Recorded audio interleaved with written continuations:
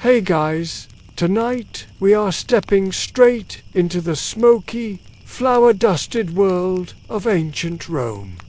Imagine it is still dark outside, the lamps in narrow alleyways burning faintly, and you of all people are a Roman bread baker.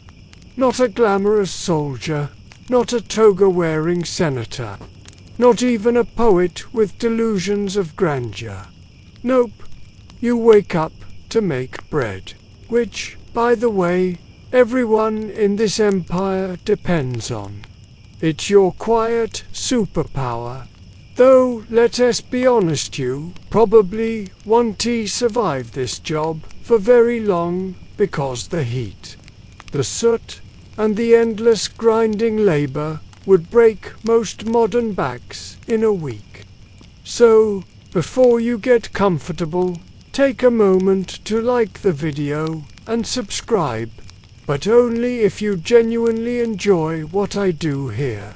Drop a quick comment with your location and what time it is where you re-watching. I love seeing the global mix of night owls and sleepyheads drifting into these stories.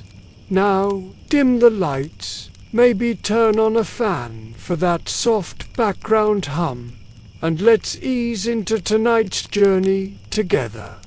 The night air is heavy, carrying the faint tang of wood smoke from bakeries that never fully cool down. You stir awake on your straw mat, rubbing eyes still crusted with sleep.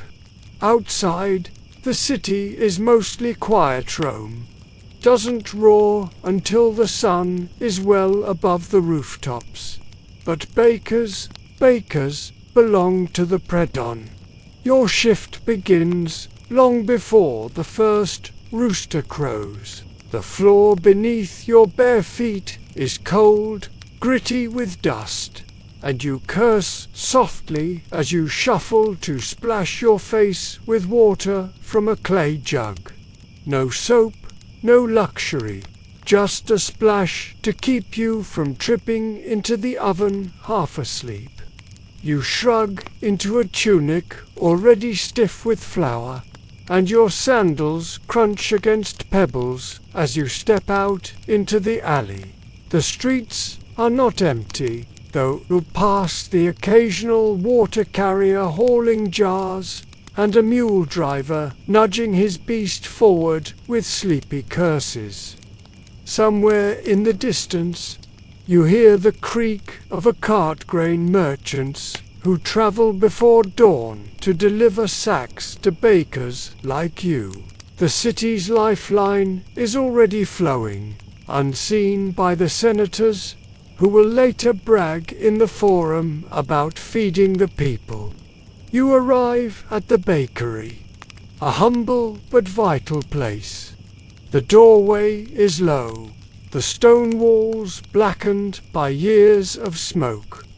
Inside, it smells of ash, sour yeast, and warm flour. Your fellow workers, slaves, apprentices, maybe the owner, if he feels like showing up, are already gathering. They greet you with grunts rather than words. Who has energy for conversation before dawn? The ovens loom in the gloom like squat beasts, their mouths gaping, their clay walls still warm from yesterday's fires. To the side are sacks of grain stacked high, waiting to be ground. A millstone sits in the corner, where a donkey will soon trudge in circles, dragging the weight that crushes barley and wheat into flour. You sigh, flex your hands, and get ready. This is your life. While others sleep, while Rome dreams of conquest or pleasure, you rise to make bread, the one thing without which this empire would collapse. Bread is more than food here. It is politics. It is survival. The state literally funds distributions of grain, handing loaves to the poor in an effort to keep riots at bay. Historians still argue whether this policy of bread and circuses was Rome's greatest achievement or its slow downfall. Either way, you're the one sweating to keep the policy alive. You breathe in the damp chill, tasting the flour dust that already lingers in the air. Your stomach rumbles. You know you won't get a proper meal until much later. For now, you're running on habit, grit, and the faint satisfaction that somewhere out there, thousands of Romans will gnaw on loaves you helped shape. You tie a strip of cloth across your forehead, a meager defense against the sweat soon to drip into your eyes. The others are ready to. The apprentice boy yawns so wide it looks like his jaw might snap. The slave beside you mutters a curse in Greek, clearly regretting the life choices that landed him here. Not that he had much choice. And then comes the signal. The owner clears his throat, spits into the ash, and jerks his head toward the ovens. Time to wake the monsters. You feel the faint tremor of anticipation, the same as every morning. The day begins in darkness, and your first battle is with fire itself.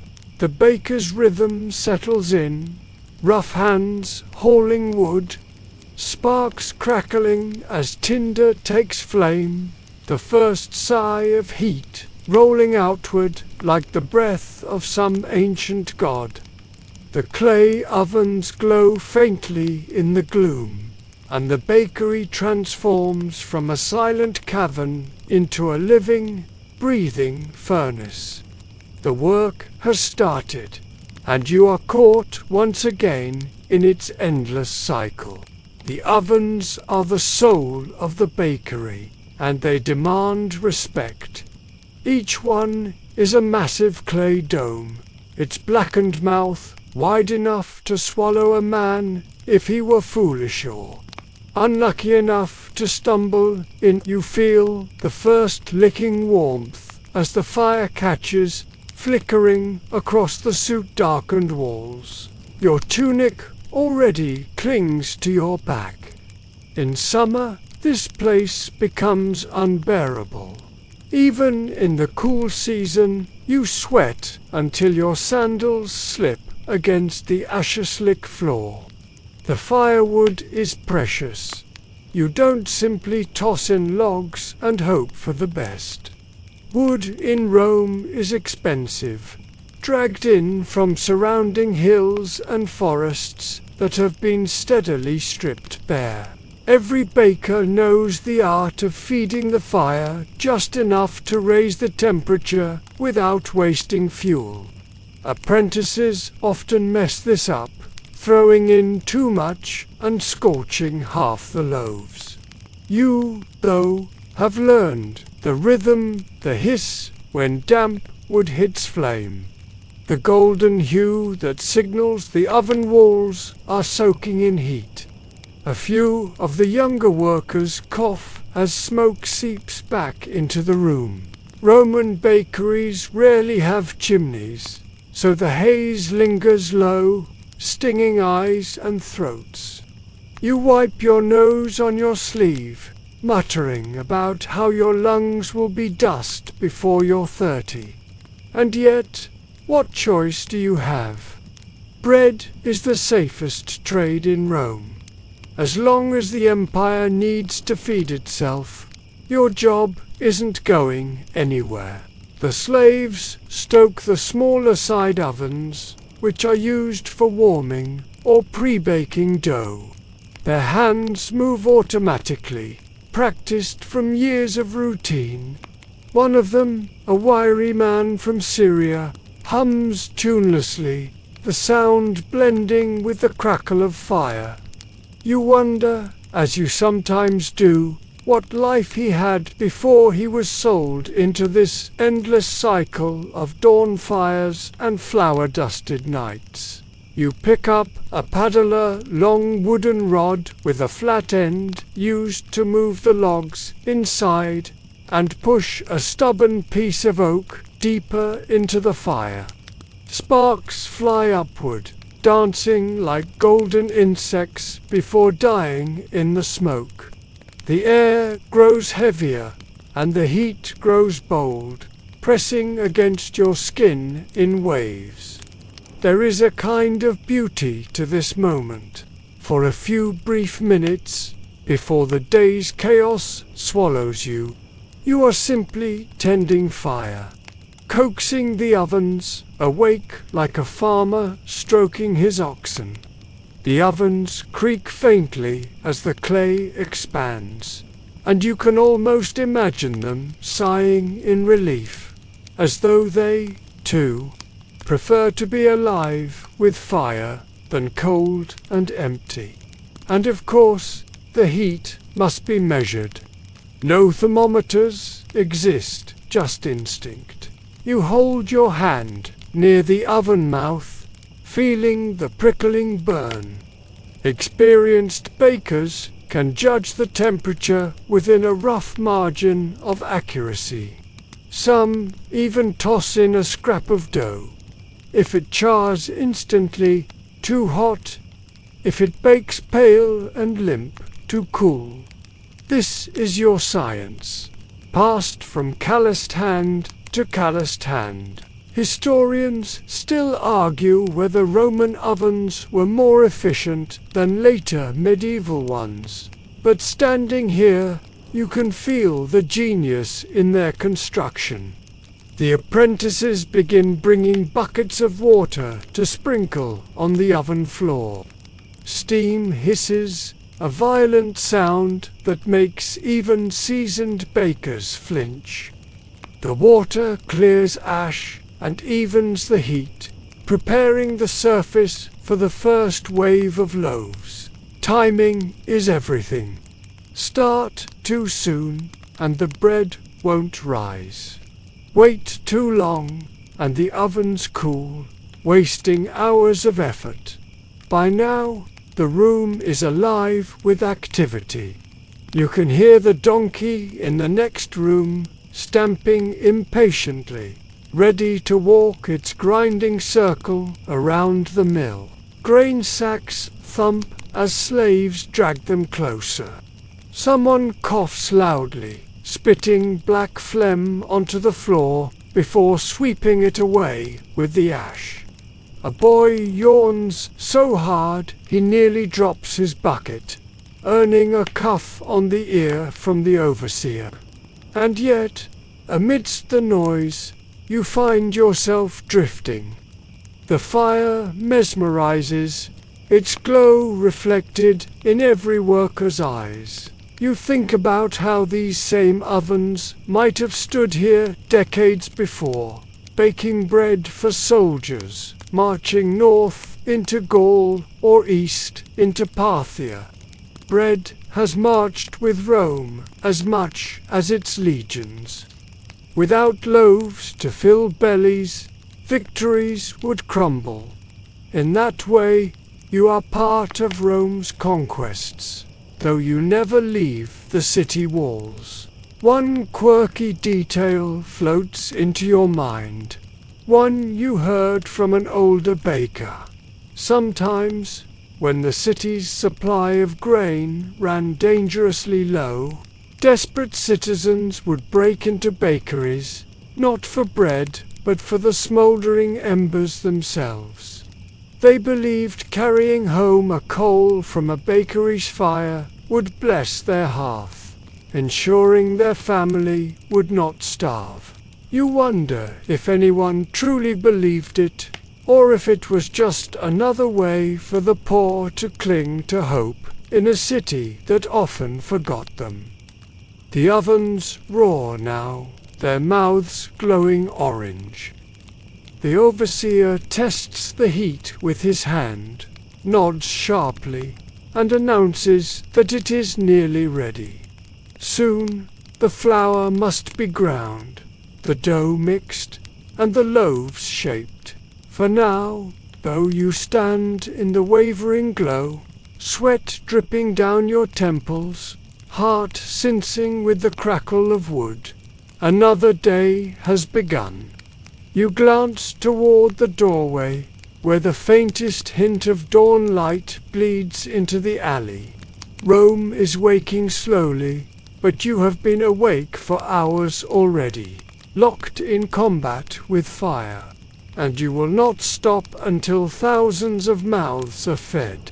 The fires are alive, the ovens breathing steadily, and now the real grind begins quite literally. No bread without flour, no flour without grain, and no grain without muscle, sweat, and endless circles around a grinding stone. You shuffle to the back of the bakery, where the smell shifts from smoke to the raw earthiness of wheat. The sacks are heavy, coarsely stitched, their fibers rough enough to scrape skin. Each one is packed with grain, imported from every corner of the empire. Egyptian wheat, shipped across the Mediterranean in bulk, is prized above all. The Nile's fertile soil makes kernels plump, golden, and softer to grind. Cheaper barley sits in other sacks, meant for the poor or for soldiers who must take whatever fills the belly. Sometimes millet or spelt finds its way here, though no one celebrates that's too bitter to course. You and the others hoist the sacks onto a low platform, untie the cords, and spill a cascade of kernels into wide basins. The sound is sharp and steady, like rain on stone.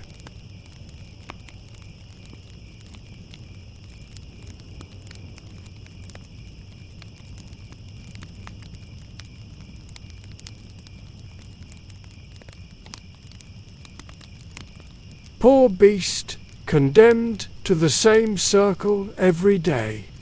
At least it eats well enough the husks and bran that peel away during milling keep it alive. You wonder, sometimes, whether it dreams of fields or if its mind is as trapped in circles as its body. The slaves set to work feeding the grain into the mill's funnel. Slowly, with every heavy turn, the stones crush and crack, producing a stream of pale flour mixed with chaff. The flour drifts like fog in the air, coating skin, hair, and lashes. You taste it at the back of your throat dry, dusty, clinging. Soon, everyone here looks ghostly white, as though the bakery itself is staffed by phantoms. Grinding is the slow heartbeat of the bakery. Even with the donkey's help, the process drags. Sometimes, especially if the oven's fires are too fierce and the bakers are pressed for time, men will take 2 hand mills. Smaller, yes, but faster when a dozen pairs of arms are turning stone at once. You've done this before. Knelt on aching knees, back bent, grinding grain with nothing but your body's stubborn will. Your muscles remember the ache. The flour must be sifted next. Coarse bits are shaken out, leaving behind the soft meal that makes bread light.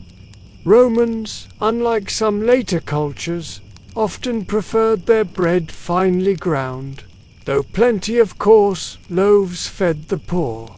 Historians still argue whether average Roman bread was more nourishing than modern loaves. Some claim the stone dust from grinding contaminated it, wearing down teeth and shortening lives.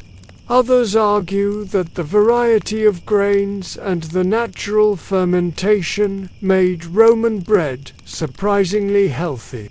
Looking down at the grit collecting in your own mouth, you lean toward the first argument.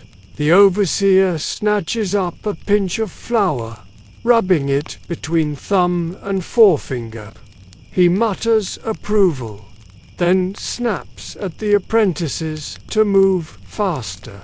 Buckets of flour are carried to the mixing troughs, heavy wooden bins scarred with knife cuts and stained by years of sourdough. You follow, brushing flour off your arms in vain. Once it's on you, it never leaves. You could scrub for hours and still smell like grain when you crawl into bed at night. The donkey brays suddenly, stubbornly, halting in its tracks. A boy rushes forward with a stick, prodding it back into motion. You glance away, unwilling to watch the blows. The beast plods forward again, eyes dull. The bakery sighs with relief.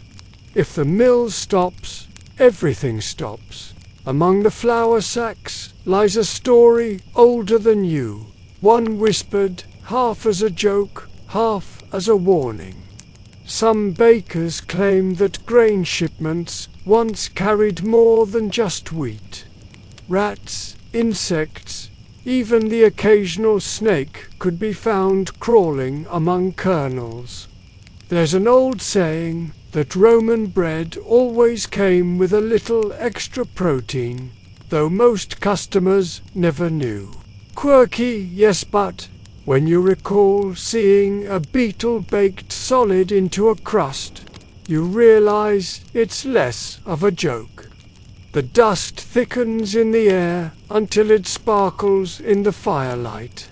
You sneeze hard, doubling over, and one of the slaves chuckles hoarsely. Everyone here breathes the same grit, day after day. You've heard of millers who coughed themselves to death, lungs packed with flour. You shake the thought away. There's no room for dread when loaves must be ready before noon. Buckets now line the troughs, flour heaped like dunes of pale sand. Soon they'll meet water, salt, and sour starter. For now, you pause, rubbing your sore arms, and glance at the pale dawn light filtering weakly through the doorway. Rome is stirring. The streets outside hum faintly with the shuffle of sandals, the cry of vendors, the creak of cartwheels. Inside, the bakery is already a storm of motion. Grain pours, stones grind, flour drifts, sweat drips. You take a deep breath, tasting dust and smoke, and remind yourself this is only the beginning. The real work, the shaping of dough into life, is still ahead. The troughs wait like yawning mouths, piled with flour that still smells faintly of field and sun. You step closer, brushing off your tunic. Though it hardly matters, flour clings like gossip in Rome, impossible to shake. Buckets of water stand ready, drawn from the nearest fountain before dawn. The water is cold, and when it hits the flour, a faint mist rises, as if the earth itself exhales. You plunge your arms into the mixture. It is always shocking at first, the chill of the water, the grit of flour slipping through your fingers, the way it clumps and sticks. Others join you, sleeves rolled high, forearms disappearing into the pale mound. The bakery falls into a new rhythm now, less clanging and more grunting. Mixing is brute work. Flour, water, a pinch of salt, and most importantly, the sourdough starter. The starter is alive, a bubbling, yeasty paste saved carefully from the previous day. It carries not only the flavor of bread, but the memory of every loaf baked in this place. Without it, the dough would sit heavy and lifeless. With it, bubbles form, air is trapped, and bread rises like it has ambition. You lift the clay jar, unstopper it, and pour a ladleful into the trough.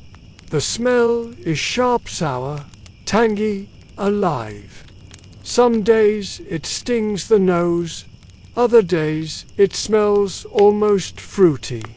Today it leans toward vinegar, but you know it will mellow in the oven's heat.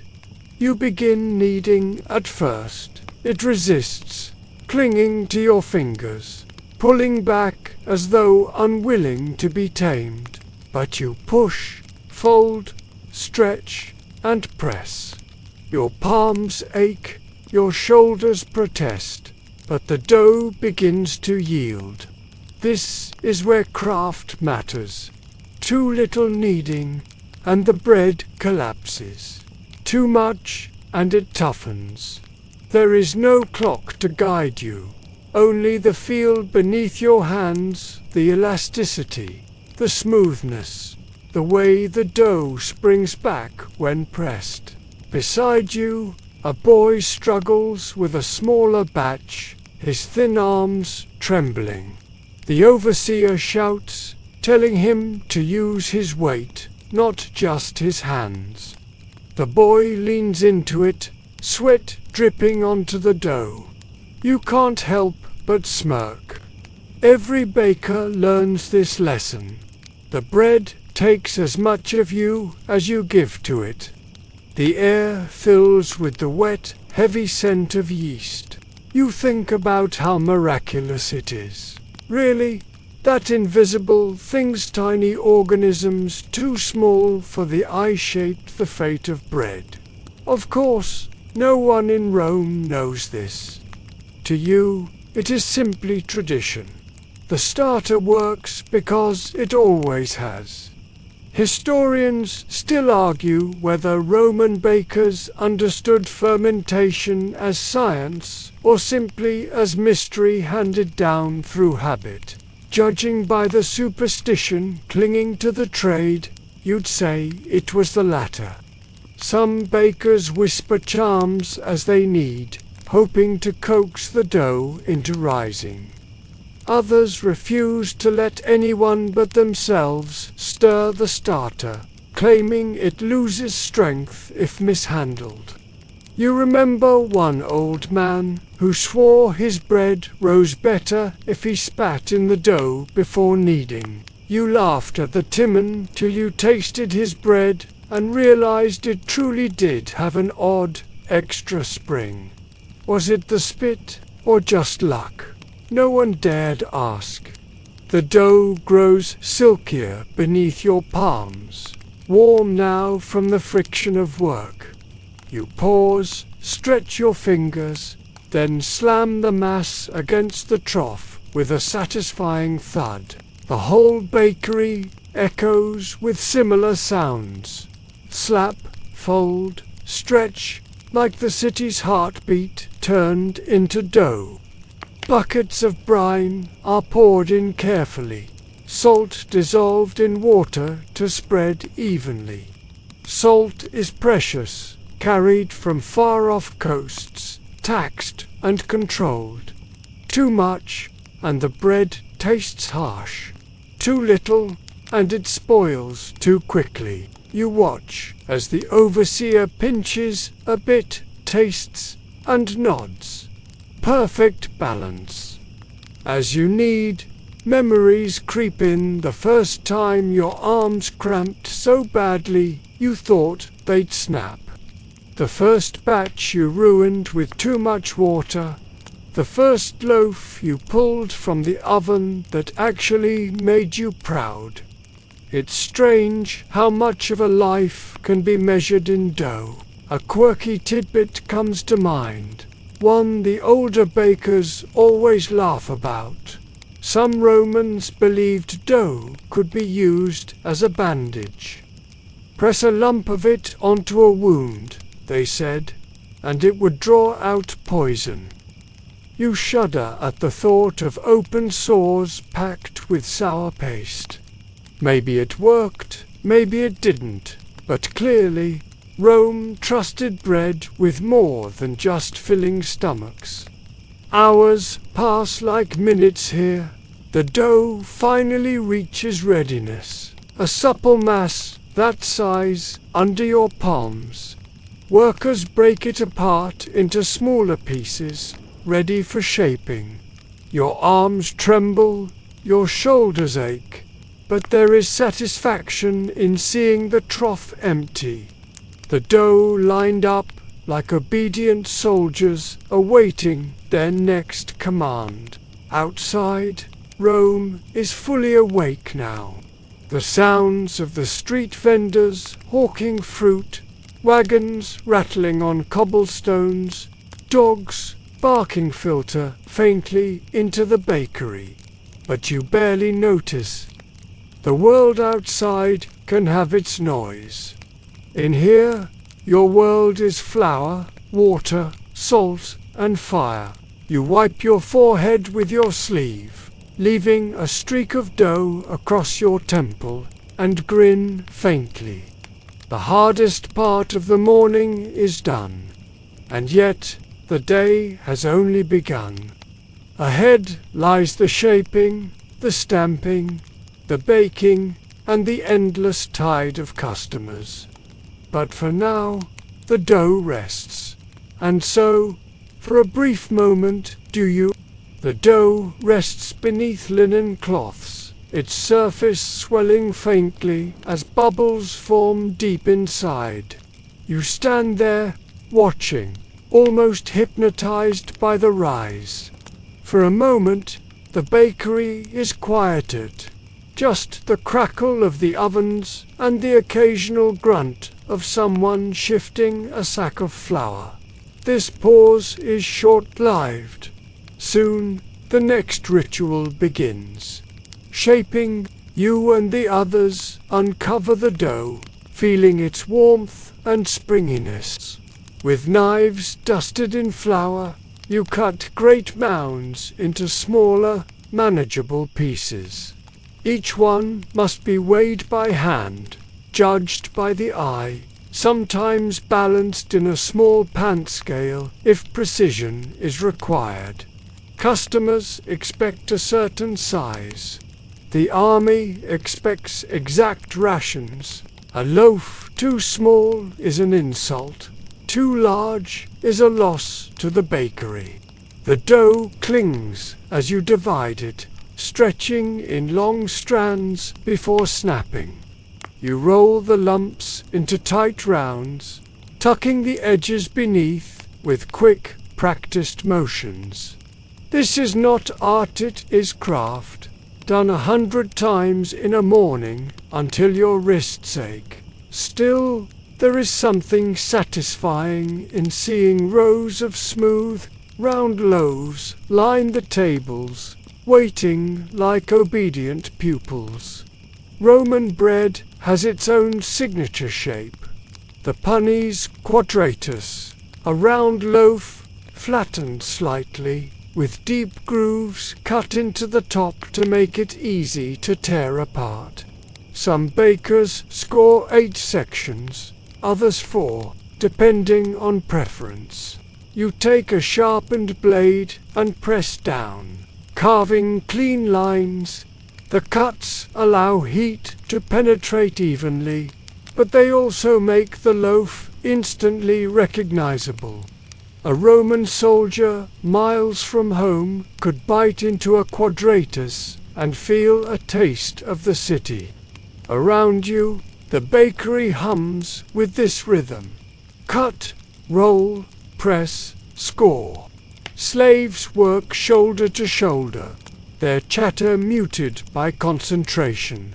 An apprentice hums tunelessly until the overseer tells him to shut it. The smell of raw doyesty, damp, earthy fills your nose until it almost drowns out the smoke. Occasionally, shapes very smaller loaves are made for children or for street vendors who sell by the piece. Flatbreads are pressed for those who want something quick, baked directly on the oven floor with little rise. You recall once making a batch of bread sweetened with honey for a wealthy patron, the dough sticky and golden. That was rare though. Most people want plain loaves, hearty enough to last a day, maybe two if they're lucky. Your fingers ache as you keep rolling and tucking. Flour has worked its way beneath your nails, stinging where skin has cracked. You flex your hands, shake them out, then continue. There is no pause, Hiram waits for bread, and Rome never waits long. Sometimes shaping loaves feels oddly personal. You catch yourself imagining the lives of those who will eat them. This one, scored neatly in 8, might end up on a soldier's table, torn apart by calloused fingers. That one, smaller and rougher, might be gnawed by a hungry child in the Sabura district.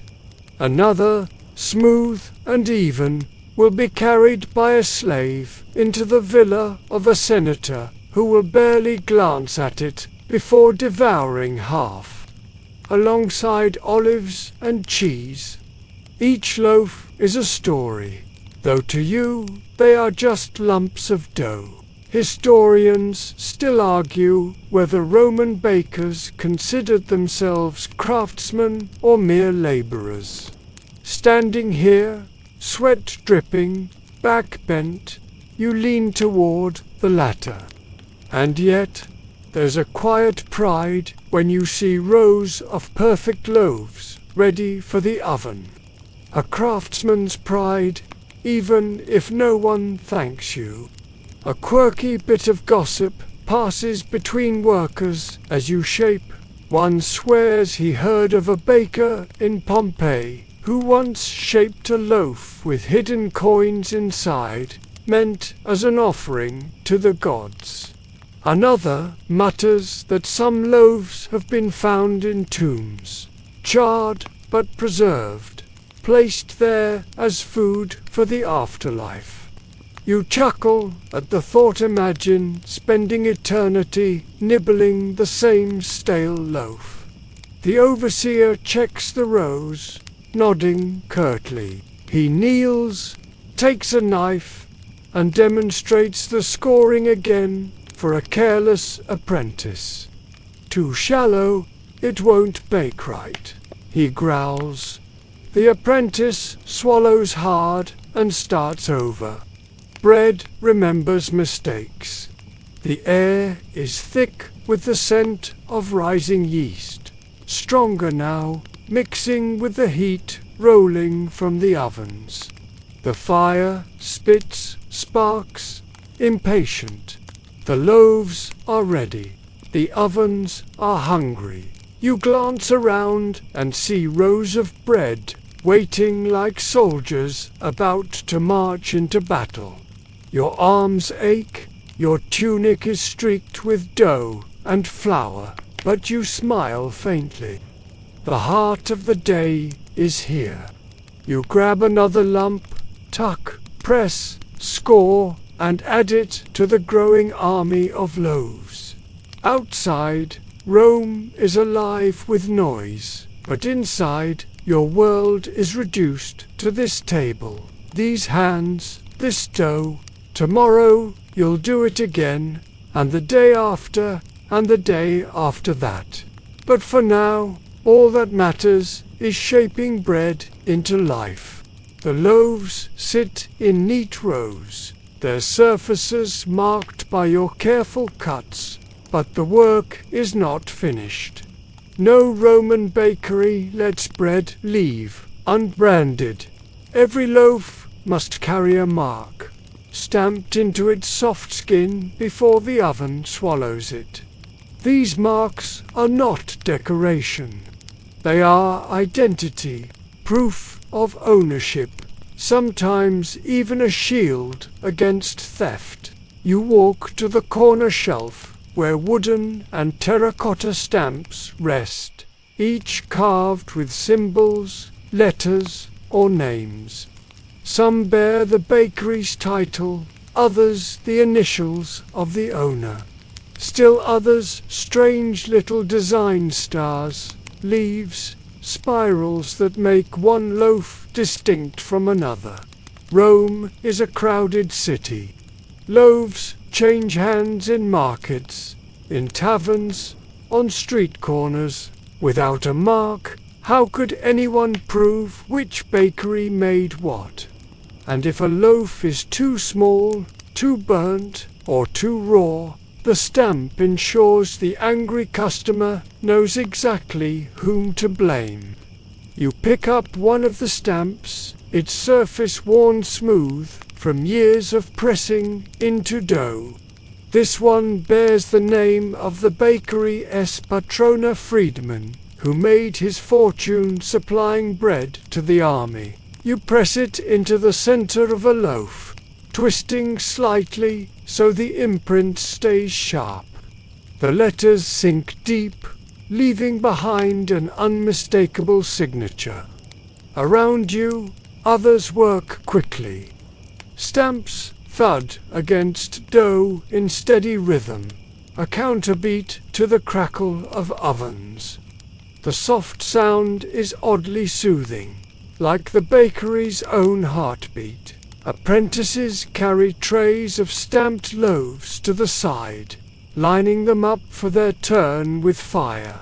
Some stamps are more ornate.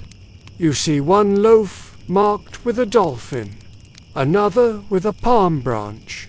Once you even saw a loaf with the face of Bacchus carved into it, a playful nod to wine's companion. Quirky, perhaps, but it drew attention in the market. People love novelty, even in bread. You wonder if, centuries from now, someone will dig up these loaves, still carrying their faint imprints, and marvel at how much care was given to something as simple as daily bread.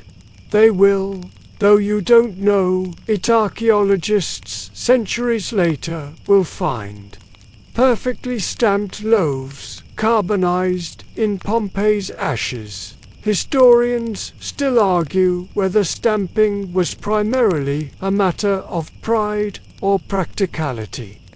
Some claim it was strictly about taxation, proof that loaves came from state-registered bakeries. Others insist it was a cultural obsession with order, Rome's way of making even bread part of its bureaucracy. As you press another stamp into yielding dough, you don't care. For you, it's just another task before the oven takes over. An apprentice asks if he may use the dolphin stamp for fun. The overseer snaps at him. Bread is not play. You smirk quietly. Bread may not be play, but you know some bakers sneak small marks into loaves for loved ones. A hidden symbol, a private joke. One time, you carved a heart into a loaf meant for a girl in the neighborhood. She never said anything about it, but you noticed she smiled more the next day. The stamping continues. Loaves, once faceless, now carry their identity. Each one is an ambassador of the bakery, traveling into homes, barracks, taverns, even temples. Bread is everywhere in Rome, as common as the dust in the streets. Yet each loaf, with its mark, becomes unique. You pause to flex your sore fingers. The wood of the stamp digs into your palm, leaving faint lines. You wipe sweat with the back of your arm and look at the rows. They're beautiful in their way round, grooved, stamped, lined up like legionaries ready to march.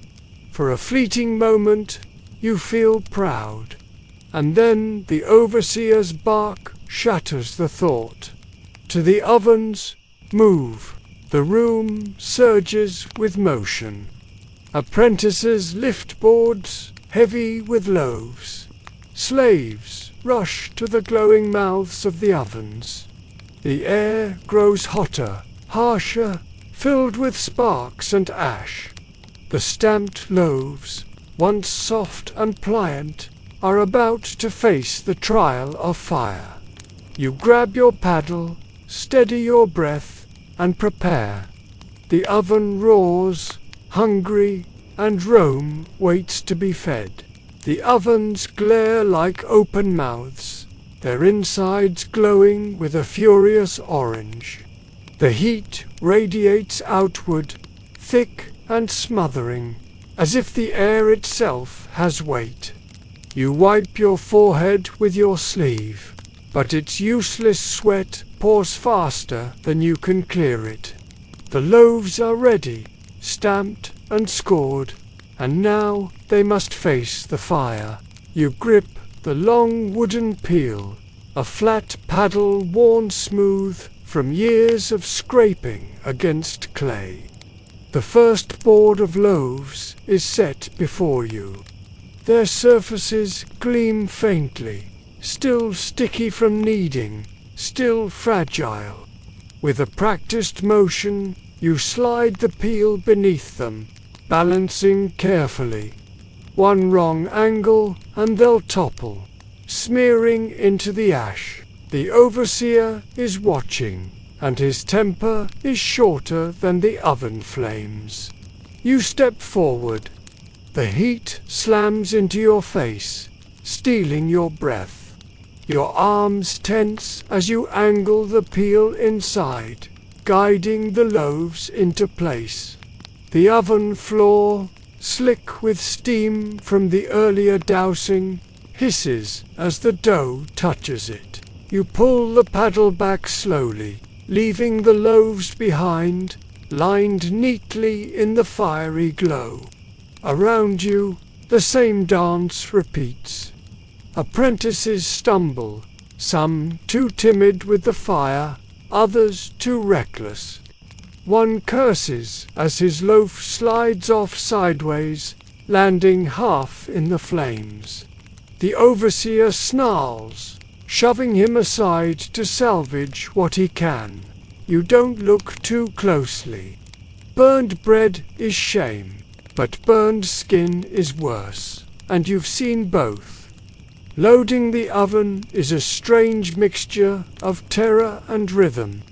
Each batch must be placed quickly but evenly, every loaf given enough space to rise without crowding. Too close, and they fuse into a misshapen lump. Too far apart, and the oven's heat is wasted. You remember your early mistakes, loaves with charred bottoms, others pale and underbaked, still others collapsed into goo. Now your hands move almost without thought. The loaves slide from paddle to floor, row by row, until the oven is full, its belly heavy with bread. You lean back, gasping for air. The smoke curls around your head, stinging your eyes. Someone coughs hard beside you, a sound that echoes like a bark. The donkey in the milling room brays, adding to the chaos. Yet the bakery presses on, relentless. There is no pause once the ovens are filled. The door of the oven is sealed with a heavy stone slab, trapping the heat inside. For a moment, the room falls quieter, as if everyone holds their breath with the loaves. This is the waiting time, when all you can do is trust your instincts and hope the fire has done its work. But the waiting never lasts long. Another oven must be filled, another board of loaves prepared.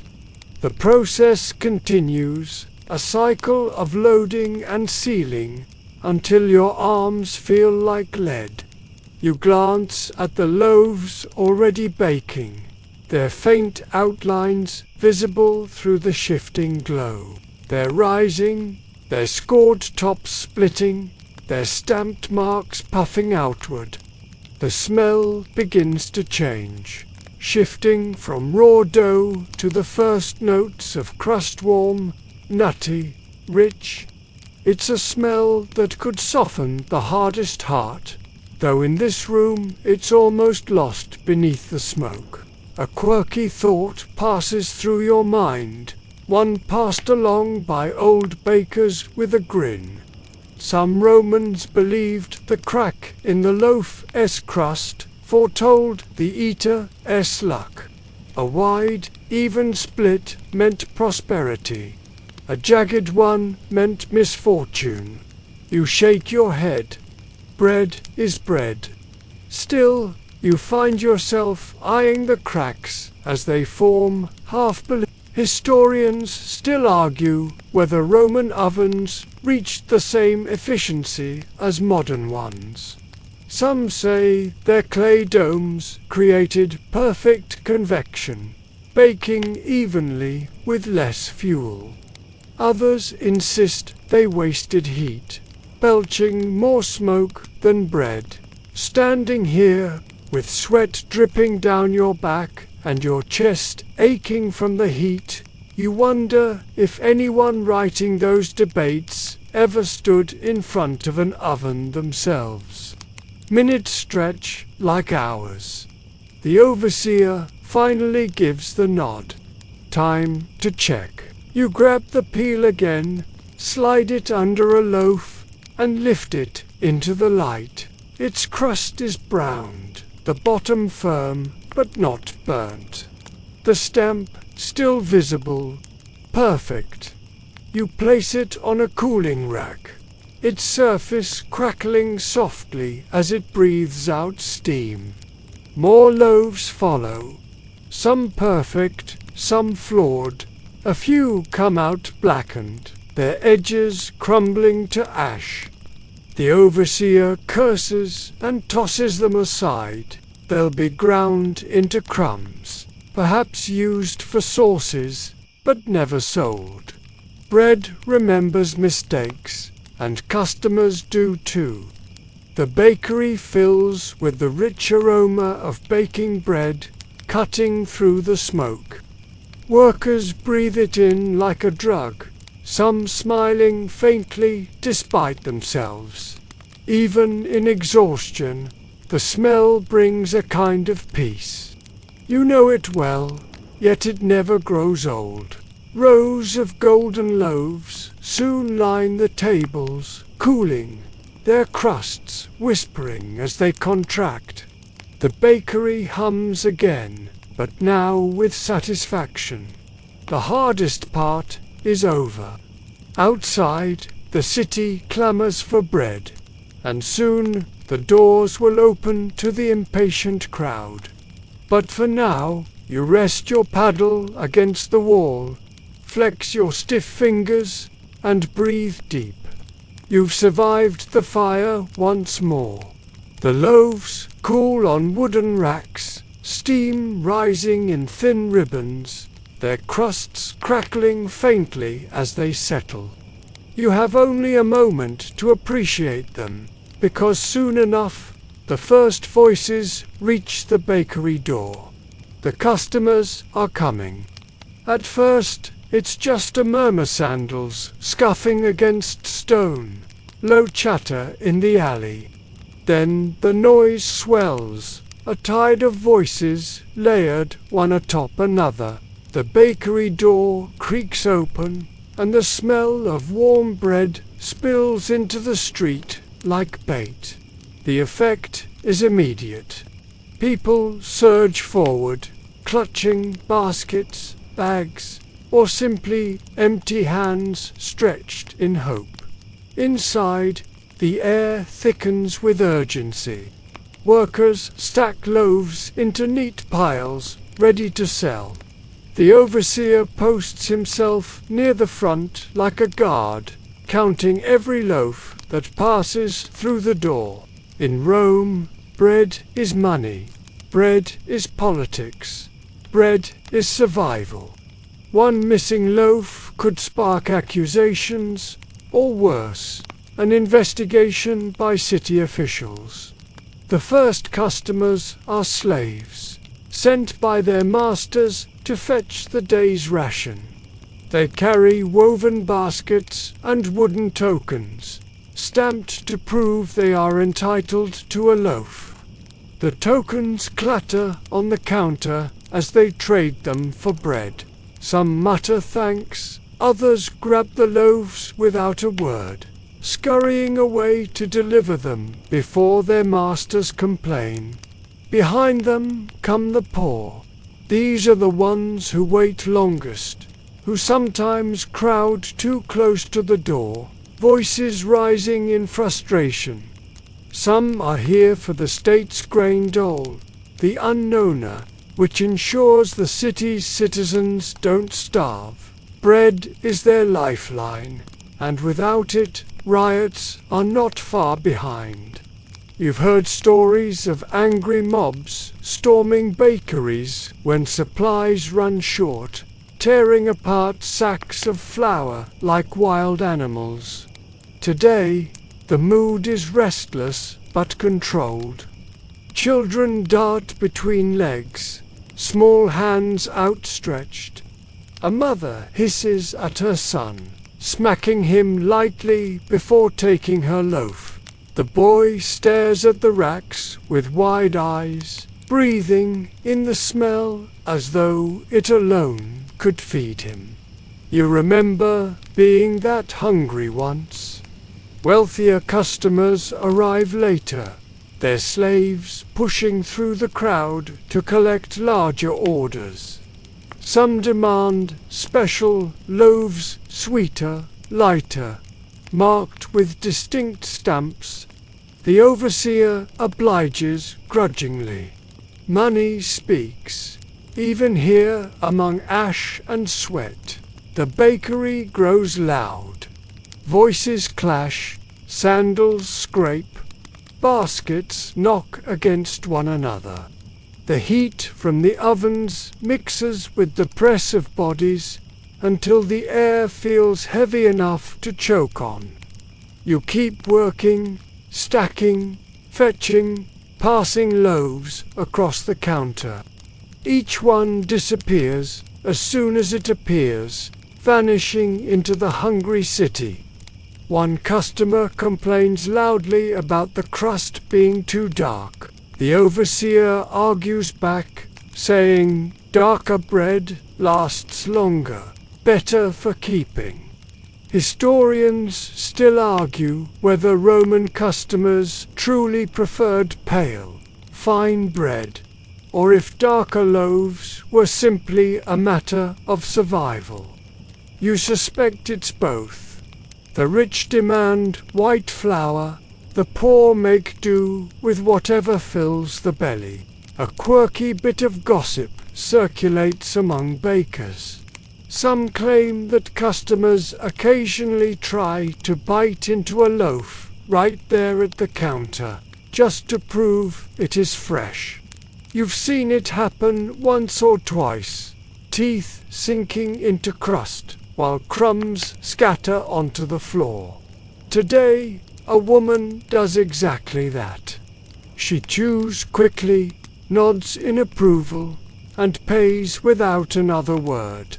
The noise builds to a steady roar.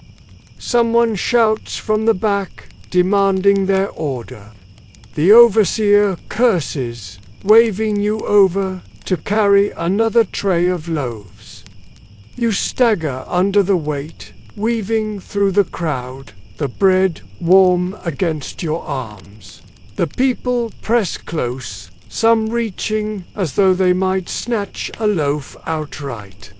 You keep moving, eyes fixed on the counter. By late morning, the crush eases.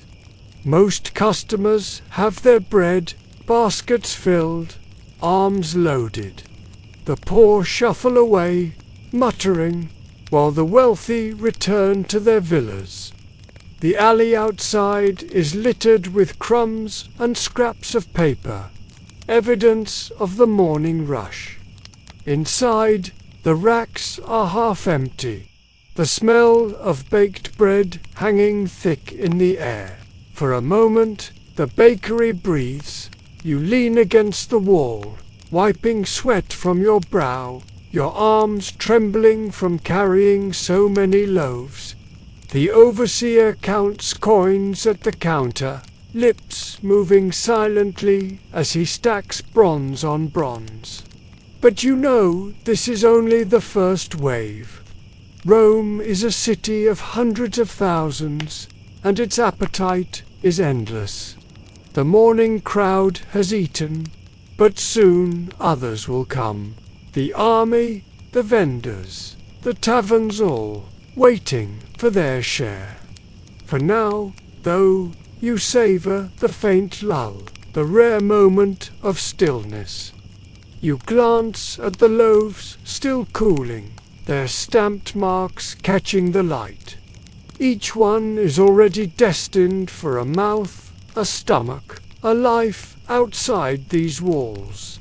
The crowd may be gone, but the city's hunger never sleeps. And neither, it seems, do you. The morning crowd has thinned, but the work doesn't slow.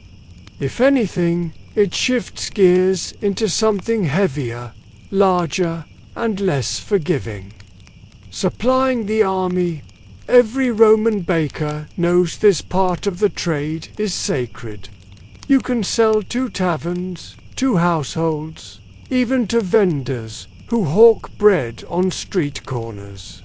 But when the military contracts come in, there is no margin for error. Hungry soldiers are more dangerous than angry housewives, and a general deprived of his bread supply can topple more than just your reputation. The orders come in bulk, written on wax tablets or barked out by officials who stride into the bakery with a confidence that silences the apprentices. Today, a centurion himself arrives, armor clinking faintly as he steps through the doorway. His face is sun-darkened, scarred, eyes sharp as knives. He carries a list. He doesn't smile. The overseer hurries forward, bowing his head slightly. Even he, who snarls at customers and terrifies apprentices, softens his tone when speaking to the army. The centurion rattles off numbers, hundreds of loaves, to be delivered by noon to a supply depot near the river. He reminds everyone, not unkindly, but with a steel edge, that soldiers march on bread. Fail them, and punishment will follow. You swallow hard as you hear the numbers. Hundreds, your arms are already leaden from shaping and loading the morning batches, but now the real test begins. The bakery erupts into motion. Apprentices fetch more flour, more water. Slaves heave sacks toward the troughs. The donkey circles the mill again, hooves clopping steadily, grinding out the grain that will become today's military rations. The ovens, still roaring from earlier, must be fed with fresh wood to keep them burning hot. This bread is not like the loaves sold to households. It is sturdier, coarser, made to last longer on the march. Wheat mixed with barley, sometimes even with bits of spelt or millet, to to stretch supplies. The dough is tougher, harder to knead, but it holds together well enough to withstand days of travel. Soldiers don't care about softness or beauty. They want something they can chew without it falling apart, something that fills the gut and keeps them moving. You plunge your hands into the trough once again, kneading with weary arms. The dough resists more than usual, heavy with bran and rough grains. Your palms sting, but you keep pressing, folding, pounding. Around you, the same sounds echo, thud, slap, grunt, scrape. The overseer barks for speed. The centurion lingers by the doorway, watching with arms folded. His presence is a weight heavier than the sacks of flour. Historians still argue whether the Roman military ration was truly standardized or varied widely, depending on region and supply. Some claim soldiers received uniform loaves daily, while others argue they baked their own bread on campaign. Whatever the truth, you know one fact. In Rome itself, when a legion demands loaves, bakeries like yours must deliver. The shaped loaves for the army are simpler, smaller, often without stamps. There's no need for decoration, here just quantity and consistency. You line them on boards, dozens at a time, and load them into the ovens as quickly as possible. The heat lashes at your face, your arms quiver, but you keep going. The smell of coarse bread fills the bakery, darker and earthier than the lighter loaves sold earlier. Ash sticks to your skin, flour coats your arms, sweat stings your eyes. The rhythm becomes mindless, automatic. Load, bake, unload, stack. When the first batches emerge, you stack them into tall piles near the counter. Soldiers arrive with carts, ready to haul them away. They lift the loaves with calloused hands, stacking them high, the boards creaking under the weight. You catch glimpses of their armor, their short swords, their faces hard with discipline. They barely glance at you. To them, you are invisible, just another cog in the machine that keeps the empire marching. One soldier, younger than the rest, picks up a loaf and grins faintly, biting into it immediately, despite the heat. He winces, nearly burns his tongue, but laughs anyway. Better than barley porridge, he mutters. For a moment, you feel oddly proud. Even coarse bread, hastily baked, carries comfort. A quirky detail you once heard comes to mind. Some soldiers, rather than eat their bread, used it as a makeshift plate. They'd hollow out the center, pour in stew or oil, and then eat the soggy crust afterward. It was practical, portable, and meant no bowls to carry. You picture today's loaves, hollowed and filled with lentils by nightfall. The centurion finally inspects the stacks, picking up a loaf, weighing it in his hand. He nods once, curtly. "Good," he says. That single word feels like a reward worth more than coin. The overseer exhales, relief flickering across his face. Cart after cart is loaded, creaking down the alley, wheels rumbling toward the barracks.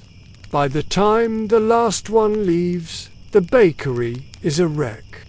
Ash on the floor, flour in the air, sweat dripping from every brow.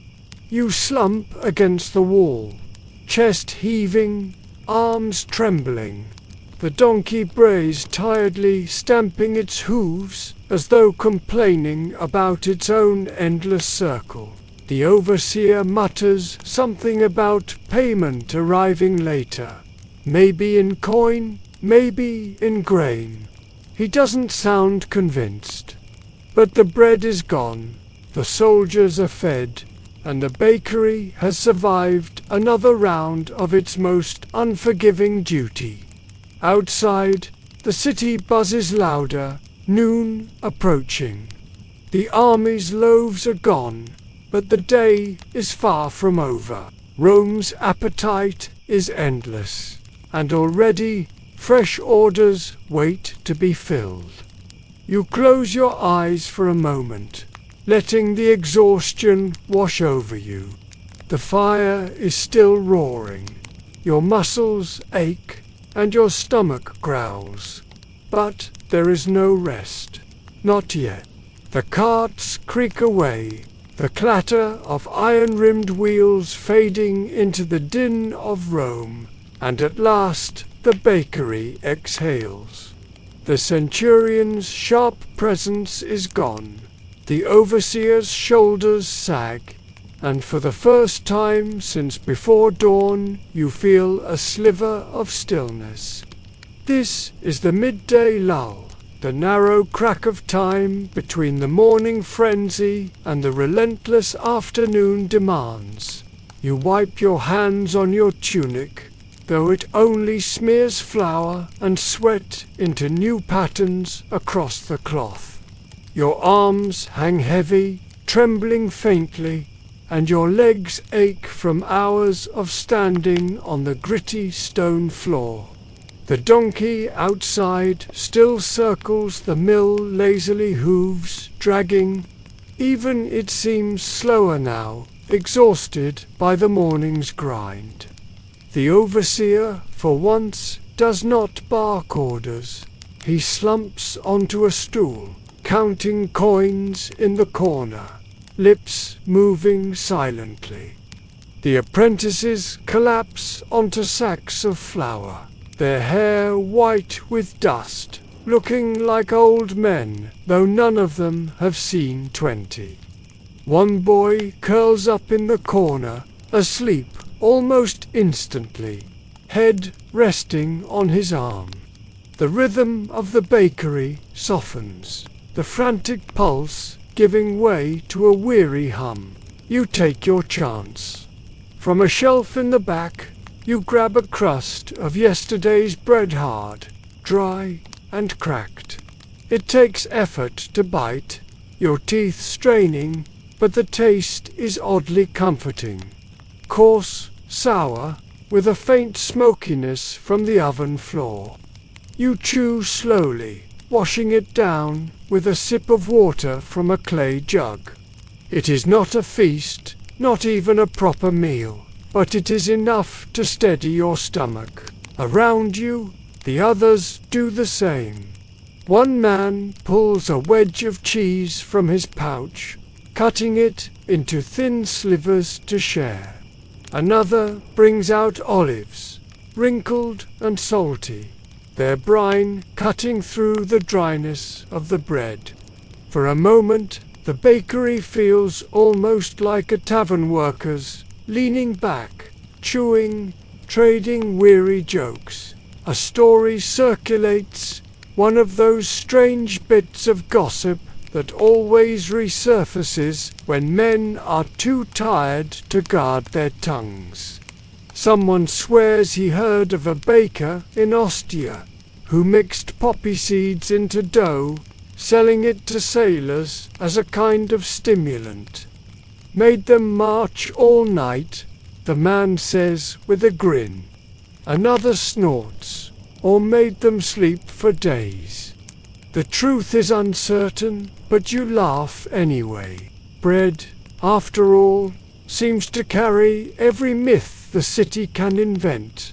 Historians still argue whether Roman bakers had any real leisure during their shifts, or if every spare moment was consumed by preparation. sitting here, gnawing on stale bread, while sweat cools on your skin. You'd call this leisure thin and brittle, but real enough. A pause between storms. The heat still presses in, even without the ovens being freshly loaded. The air is thick, clinging, carrying the scent of ash and yeast. You lean your head back against the wall, close your eyes, and let the noise of the city outside drift through the haze. Hawkers shout in the streets, peddling figs, fish, or wine. A dog barks, chased by children. Somewhere, a hammer pounds against metal, the rhythm of a smith at work. Rome hums, as it always does, never truly quiet, but compared to the roar of the bakery, it feels almost gentle. Your mind drifts. You think of the bread you stamped this morning, already eaten in cramped apartments or wealthy villas. You imagine soldiers tearing at coarse loaves by the river, dipping them into broth or wine. You wonder if anyone paused, even for a moment, to think of the hands that shaped their food. Probably not. But still, you wonder. The overseer groans as he stretches, joints cracking loudly. Back to it soon, he mutters, though his eyes are half closed. You know he's right. This calm won't last. Already, you can hear faint footsteps in the alley, the first hints of afternoon customers trickling in. Vendors will want loaves for their stalls. Taverns will need bread for evening meals, and wealthy households will send slaves to fetch their daily supply. You chew the last of your crust, savoring its toughness, and brush crumbs from your lap. The lull has passed too quickly. You sigh, roll your shoulders, and stand. The ovens glow faintly, their heat never truly gone, their hunger never satisfied. You know what comes next. The storm is about to begin again. For a brief moment, though, you allow yourself a final deep breath. Flour, ash, and bread, this is your world. Then you open your eyes, straighten your back, and step into the noise that is already rising at the door. The lull dies as quickly as it came. A voice calls from the doorway, sharp and impatient, and the bakery stirs awake again. You push yourself off the wall, joints stiff, and shuffle toward the racks. Afternoon demands have begun. The first customers are street vendors, their voices loud and urgent. They carry woven trays strapped to their shoulders, ready to be piled with bread to sell by piece on corners and in markets. They argue over price, waving their hands, insisting they must earn a profit if they read to shout themselves hoarse all day in the sun. The overseer counters their complaints with cold arithmetic, tapping coins against the counter. He doesn't care if they profit, he cares only that the bakery does. You stack loaves into their trays, the bread still faintly warm. The vendors sniff them, as if judging their freshness, before hurrying out into the streets. You imagine them shouting soon in the forum, hot bread, fresh bread, loaves for all pockets. The irony makes you smirk. Most of those loaves were baked hours ago.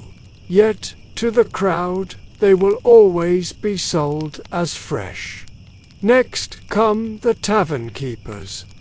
These men swagger in, smelling of wine and smoke, demanding stacks of bread to soak up the drink of their customers later tonight.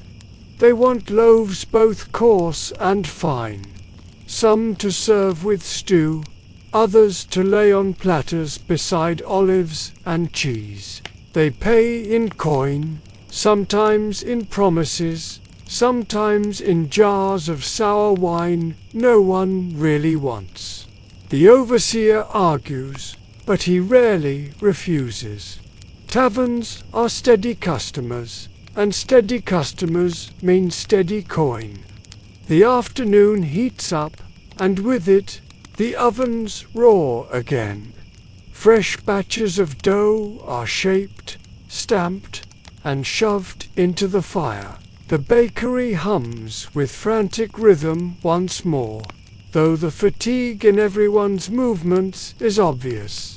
Your arms burn, your shoulders ache, but you keep going. Rome doesn't care for tired bakers. Rome only cares that bread appears when it is wanted. One slave arrives from a wealthy villa, his master's demands etched into a wax tablet. The order includes not only standard loaves, but also smaller flatbreads, brushed with oil and sprinkled with herbs. The bakery groans at this luxury loaves mean extra work, but the overseer snaps for obedience. The slave waits silently, his eyes cast down, though you can tell he is counting every loaf to avoid punishment later. Historians still argue whether Roman bread varied widely by class, or whether the difference lay mostly in flour quality. Some insist the wealthy enjoyed soft, white loaves made from finely sifted wheat, while the poor gnawed at barley and millet. Others suggest the gap wasn't always so stark, that taste and availability blurred the lines. Watching the villa's order being prepared while street vendors fight for coarse loaves. You know where you stand in that debate. The heat grows unbearable. Sweat runs down your back, turning flour into paste against your skin. Your sandals stick to the floor, slick with ash and scraps. The donkey brays in the mill room, hooves dragging as it circles yet again. Apprentices stumble with heavy trays, their faces pale beneath the dust. The overseer curses them for slowness, though his own steps are slower now, too. In the chaos, a quirky story surfaces. One of the apprentices mutters that a baker he knew once carved a message into a loaf, an insult aimed at a rival. He sold it in the market, and by chance, the rival's wife bought it. The result was a brawl that spilled into the street. Flour flying, loaves thrown like stones. The overseer growls at the tale, calling it nonsense. But you can't help but laugh at the image of bread as a weapon of pride. By mid-afternoon, the bakery is a storm again. Loaves vanish as quickly as they emerge. Racks empty and refill in endless cycles. The overseer shouts, the apprentices groan, the customers complain. The smell of baking bread grows almost sickly sweet, thick in the air, clinging to your nostrils until you can barely taste anything else.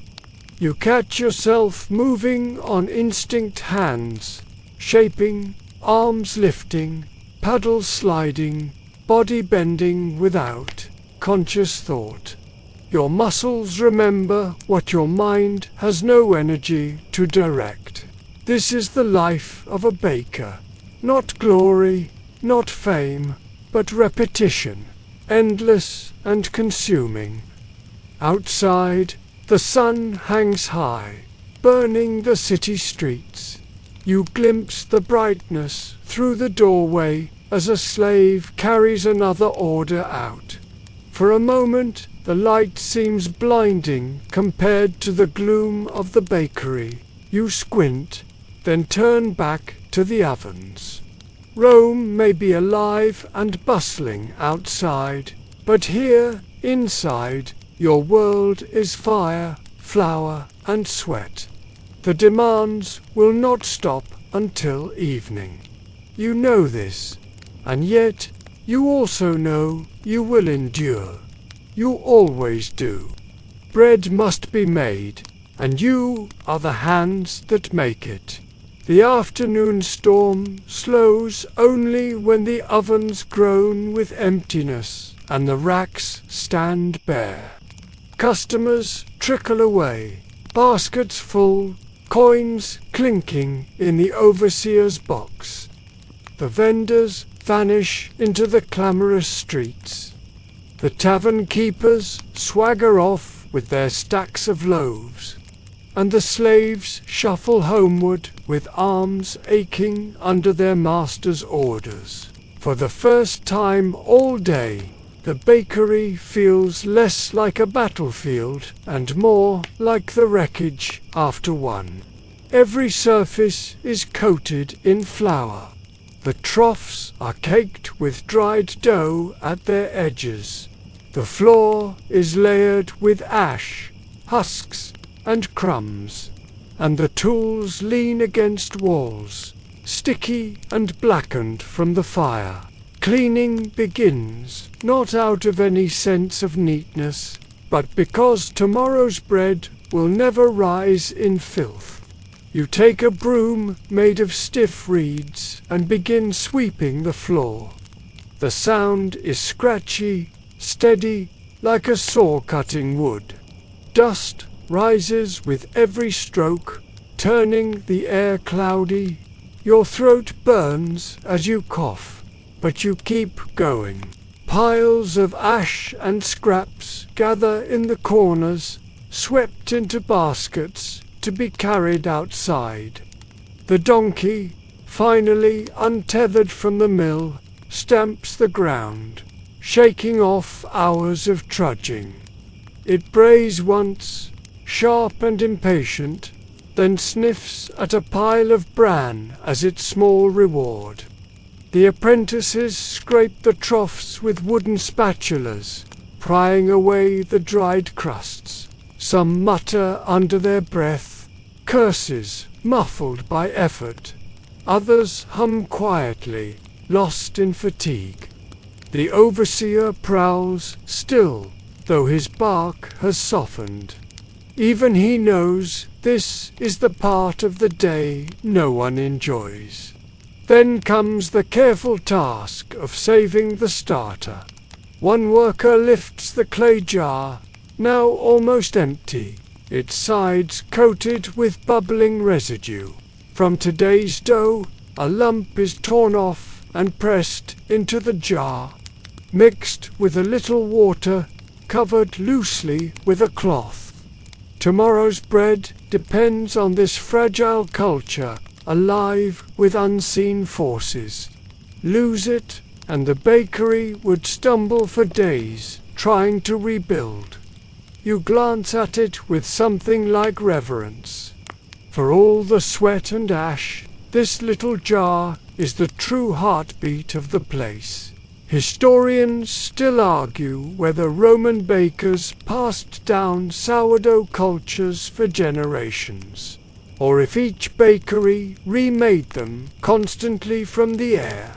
Standing here, watching the jar placed carefully on the shelf, you lean toward the first idea.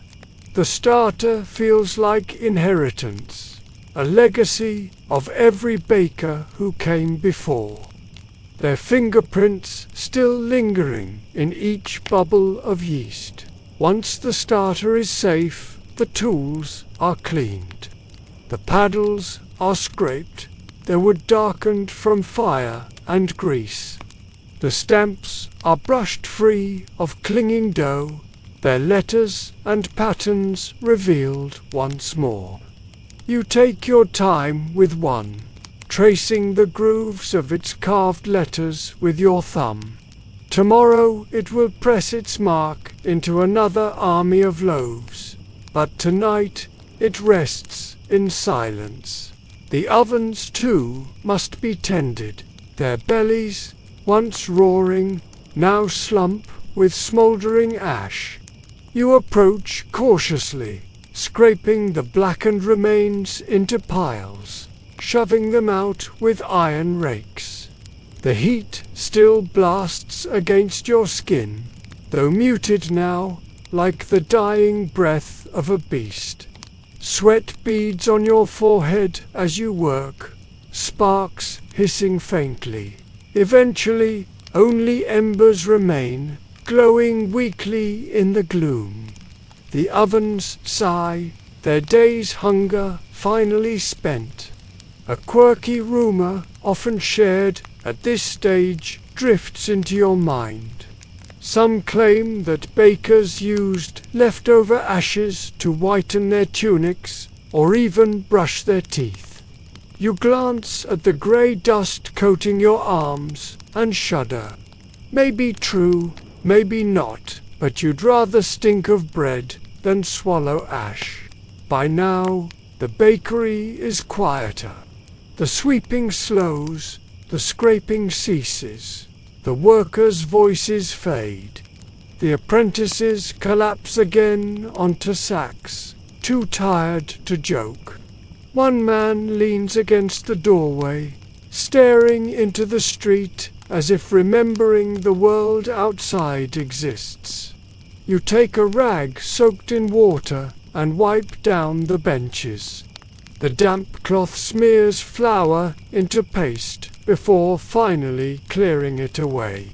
The wood glistens faintly, cleaner than it has looked in hours. You run your hand across it, and for the first time today, it feels smooth rather than sticky. The overseer inspects the room, grunting approval.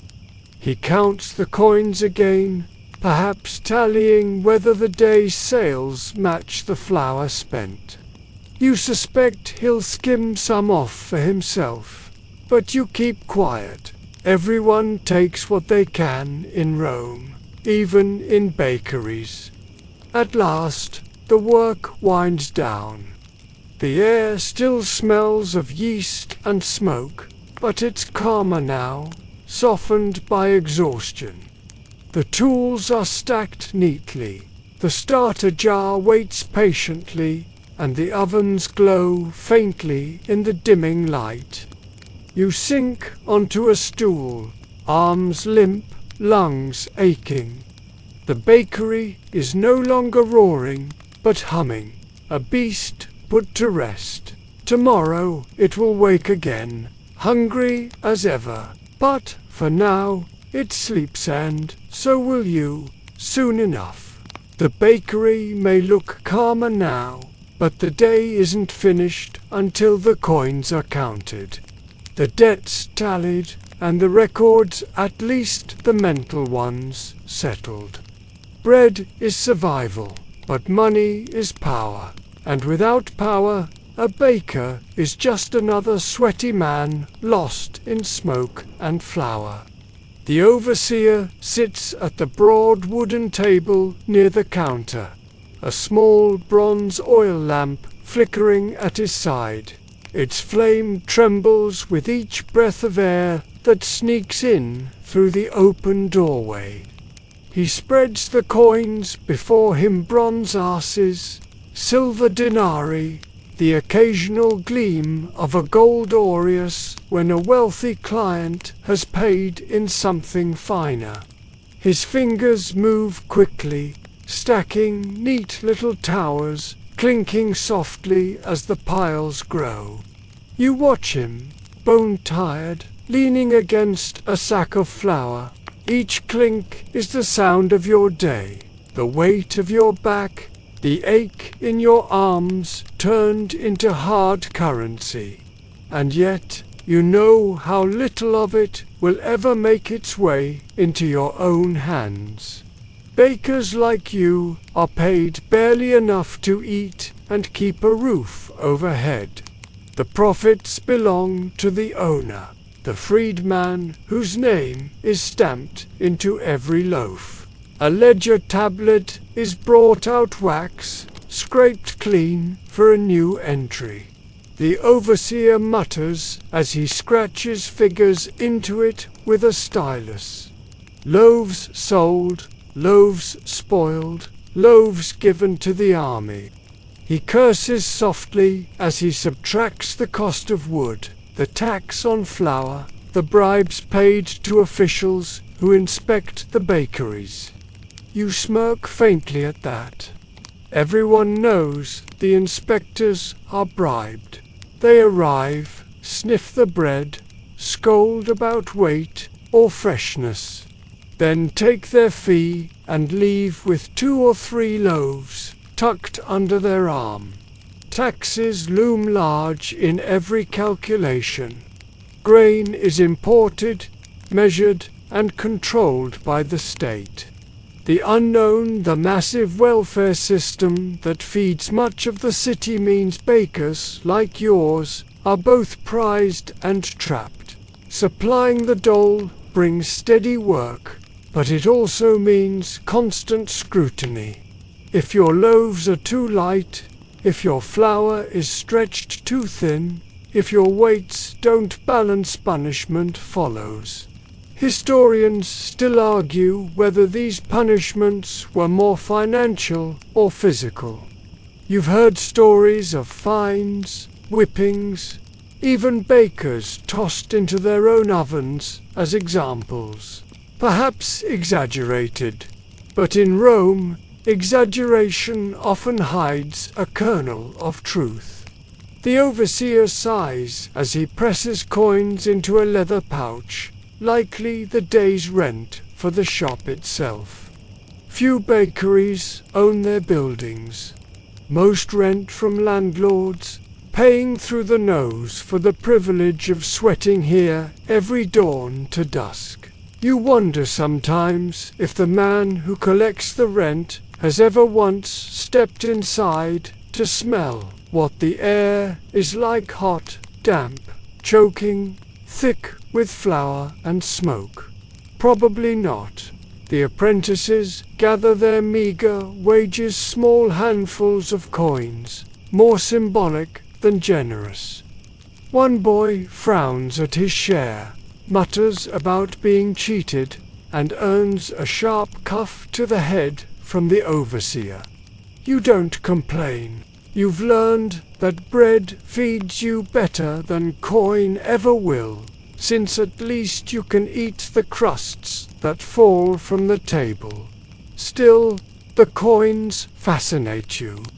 They gleam in the lamplight, each one stamped with the emperor's profile, his stern gaze reminding you who truly rules this city. Every loaf you baked today, every coin stacked here, in some way serves him. It is easy to forget, lost in the grind of flour and fire, but the emperor himself relies on bakers to keep peace. Bread riots topple reputations faster than battles lost. You may never see the Senate's marble halls, but your sweat drips into the empire's foundation all the same. A quirky tidbit floats into your mind. You once heard that some bakers, desperate in lean years, shaved down their coins to stretch their pay. Tiny slivers of silver clipped away, melted and hoarded. It was dangerous, punishable by law, but temptation lingers where hunger gnaws.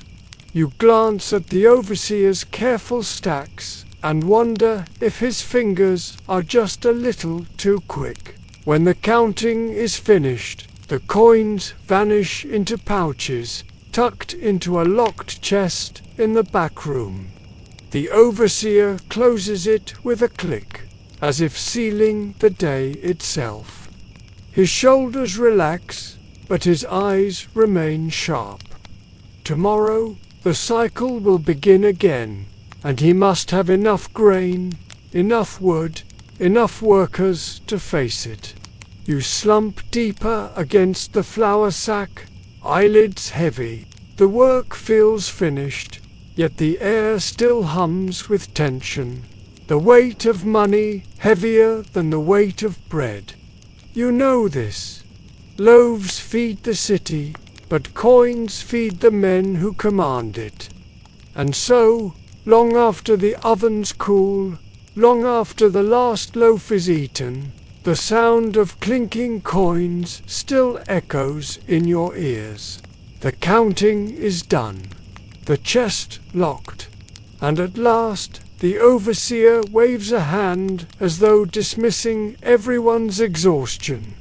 The bakery exhales again, but this time the release feels final, not like a pause before another round. The day has truly ended. You untie the strip of cloth from your forehead, stiff with dried sweat, and toss it aside. Your tunic clings to your body, streaked with flour that has turned to paste in the damp heat. The air still reeks of ash and yeast, but outside the doorway, the evening smells begin to creep in: grilled fish from taverns, smoke from street fires, the tang of spilled wine. You step into the street, blinking at the dim light. The sun is sinking low, casting long shadows down the alley.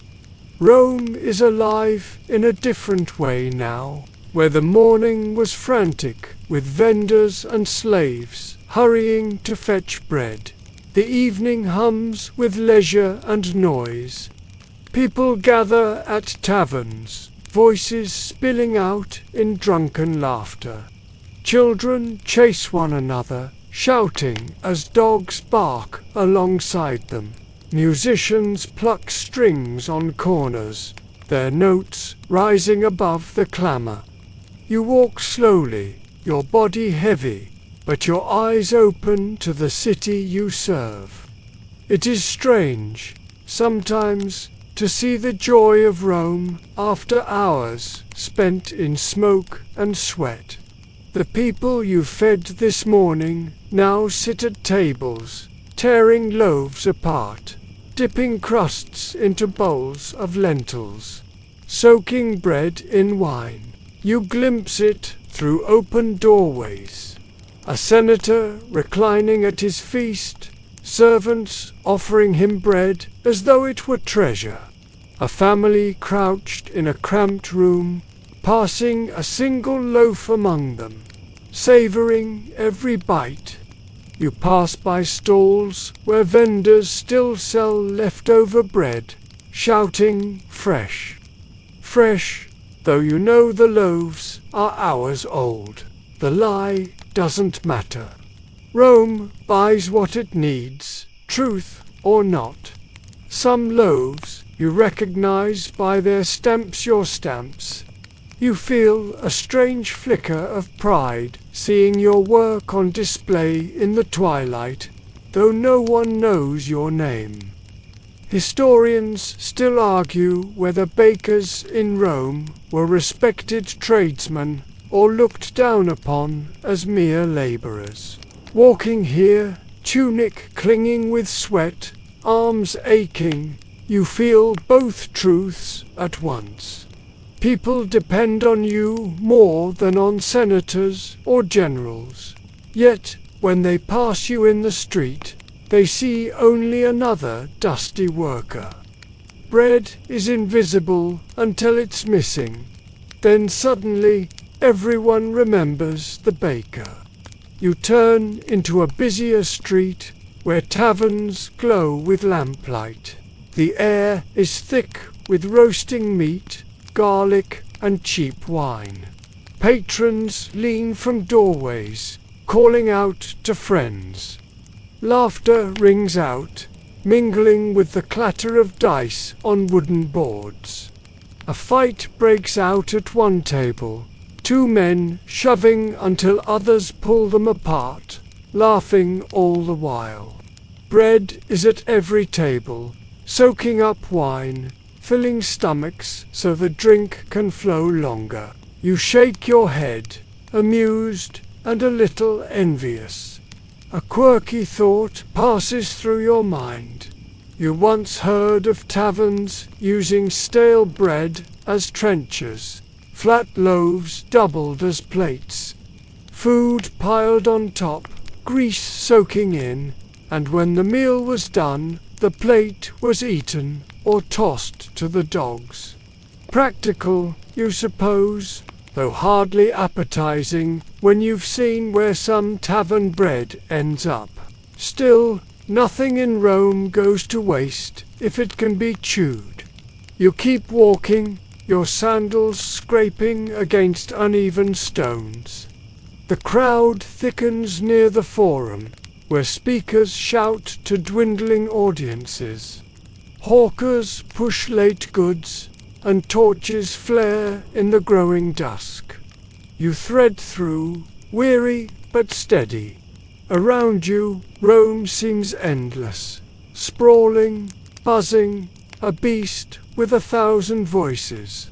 And beneath it all, you know, lies bread. The empire runs on grain more than on legions. Without it, the forum would fall silent, the taverns dark, the laughter gone.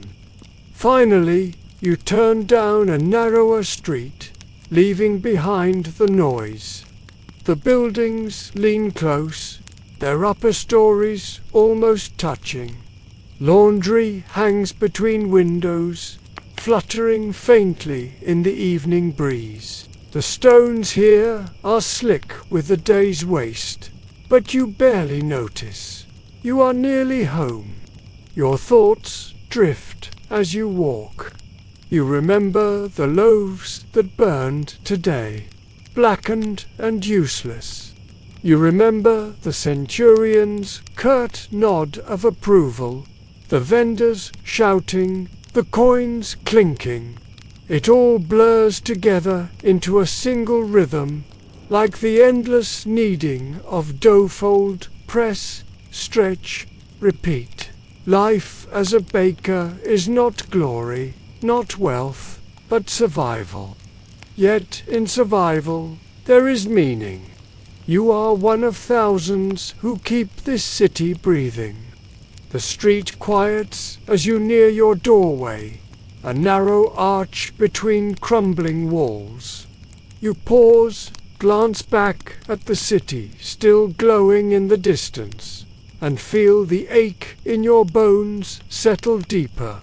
Rome is alive, loud, hungry, and tomorrow, before dawn, it will call for bread again. The narrow arch leads to a cramped courtyard, shaded now in twilight.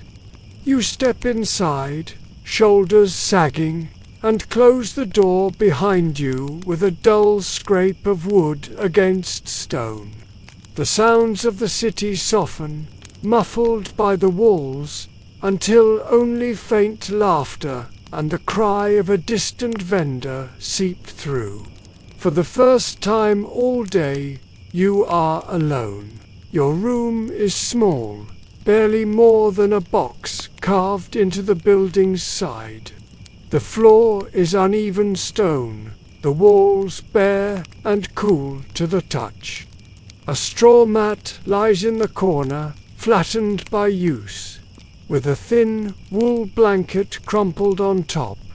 A clay lamp rests on a shelf, its wick burned low, casting a weak glow. There is little else: a jug of water, a cracked cup, a small wooden box with the few coins you've managed to save.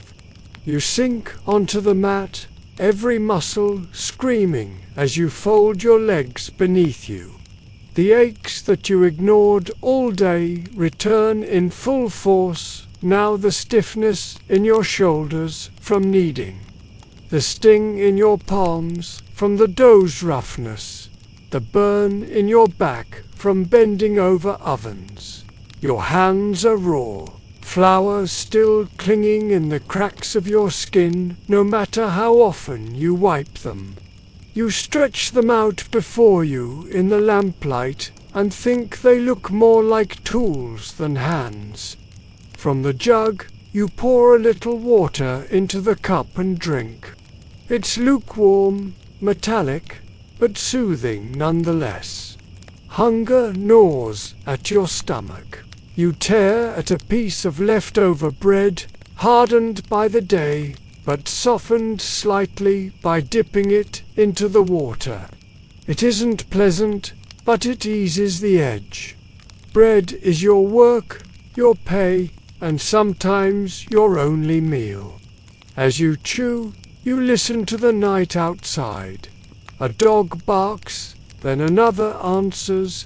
A woman sings faintly from a window somewhere, her voice carrying a melancholy tune. The city hasn't stopped. Rome never does. But here, in your little room, the noise feels distant. Like the hum of a giant beast, you've managed to escape for a few hours at least. Historians still argue whether bakers lived well compared to other tradesmen or barely survived on the edges of poverty. Sitting here, tired and sore, you can't help but laugh softly at the thought. Survival feels like both luxury and curse.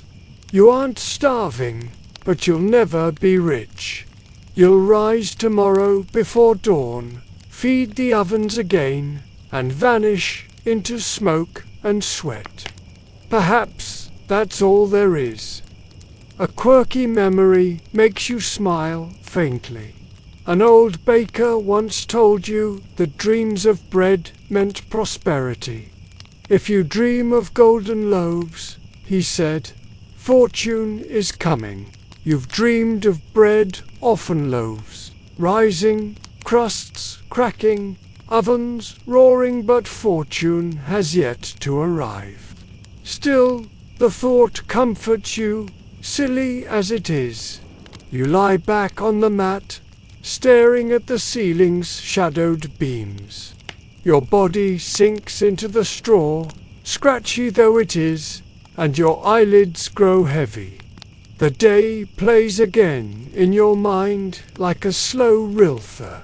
Fires first crackle, the donkey's hooves circling, the stamp pressed into soft dough, the roar of customers, the centurion's gaze, the clang of coins, the sweep of ashes. Over and over, the rhythm of a baker's life, repeating endlessly. Tomorrow it will begin again. You'll rise before dawn, tie cloth around your head, and walk into the smoke. The ovens will glow, the dough will resist, the loaves will rise, the crowd will clamor, and you will endure, as bakers always have, feeding Rome with your sweat. For now, though the mat is soft enough, the blanket warm enough, and the city's hum distant enough, you let your breath slow, your eyes drift shut, and sleep finally claims you. The bakery fades from view, its heat and noise dissolving into the quiet of the night. You are no longer standing before roaring ovens or kneading stubborn dough with aching arms. Instead, you are drifting gently into calm. The images soften, the glow of fire turns to a dim ember, the clatter of coins to a distant echo, the cries of customers to a faint murmur fading far away. Picture yourself lying back on the straw mat, the day's weight slipping slowly from your body. Each breath comes deeper, slower, steadier, as though the world itself is telling you it is safe now, that the toil is behind you. The flour dust that clung to your skin settles gently to the ground, no longer a burden. The smoke that once burned your eyes thins into nothing more than a soft haze, wrapping you like a quiet blanket. The city beyond the walls grows dim too. The laughter, the songs, the dogs barking all soften, all blur, until they feel like echoes from a dream. Even the thought of tomorrow, with its ovens and loaves and endless rhythm, fades into the background. Tomorrow can wait. Tonight is only for rest. Let the air around you cool, the lamp's glow soften, the heaviness of your body deepen. Each part of you sinks a little lower, like dough settling after the knead, finding stillness. Your hands, sore and raw, relax. Your shoulders ease. Your eyes grow heavy. You are drifting now, further and further from the fire, into a calm as gentle as the quiet streets of Rome at night. Rest in that calm. Let it carry you into sleep, where no ovens roar, no overseer shouts, and no coins clinklingly silence, only peace.